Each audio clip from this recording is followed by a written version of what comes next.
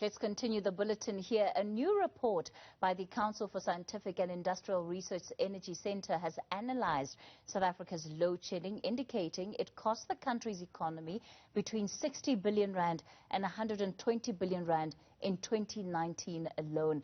The total economic impact of load shedding in South Africa could be as high as 338 billion rand. That's just over the past 10 years. Well, to take a closer look at this report, we're joined by one of the authors, Jarrad Wright. Jarrad, good evening, and thank you so much for your time tonight. 860 hours of load shedding last year alone. When one looks at this report, the impression created is that there's less power available in South Africa today, and that Eskom is in a worse state than it has been over the last 3 years. Is that a fair, assessment of the situation? Well, good evening. And the unfortunate reality is indeed that the energy availability factor of the existing coal fleet within Eskom is deteriorating in terms of performance. I think they are trying their best to get it back to the levels that it should be at. Yesterday they did indicate that during the media briefing. But demand has been flat. It's actually been declining for the last 10 years.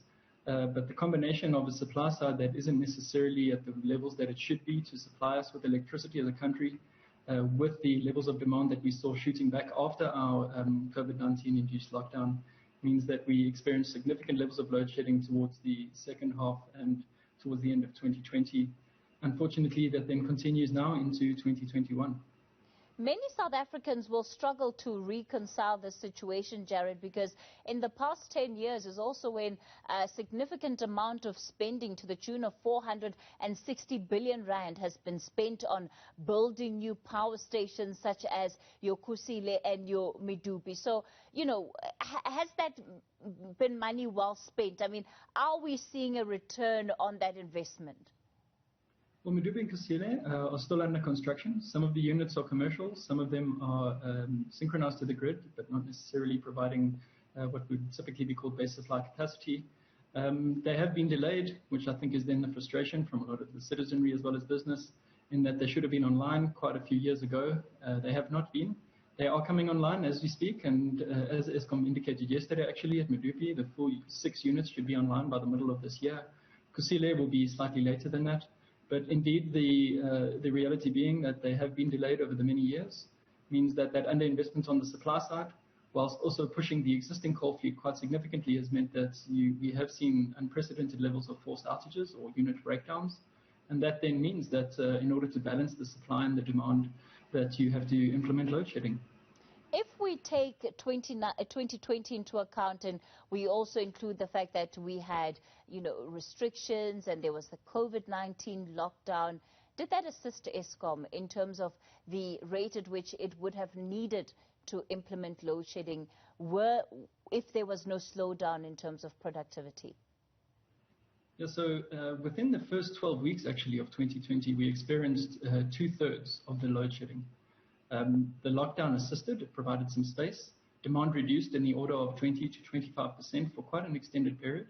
But as we then came out of the risk-adjusted lockdown that we were going through from level 5 to 4 to 3 and then 2 and 1, the demand really just shot back up towards the middle of winter and thereafter. And that then meant that there wasn't that space left anymore. Units were pushed quite hard, and then you started to see increasing levels of forced outages and the resulting load shedding that came from that. Are you able to deduct what that means for South Africans for the rest of the year? We heard from Under the Radar yesterday saying, well, load shedding is going to be with us for the next 3 years or so. But, from your own perspective and just based on the work that you've done, how bad can South Africans expect the situation to be? Well, the great thing about this is that the data is available from yesterday, actually. So the data that's available really allows us to do very updated analysis of the status of the power system as any institution, of which CSR is just one. And what we've seen is that within the first 20% of the year up to now, we've seen about 40% of the load shedding that we saw in 2020. So what that means then, if you start to extrapolate forward, is indeed we are going to have quite a constrained power system for this year, likely continued risks of load shedding happening throughout the year. It might be that it will be during winter. It might be that it's during other periods where Eskom try to do the planned maintenance that they do.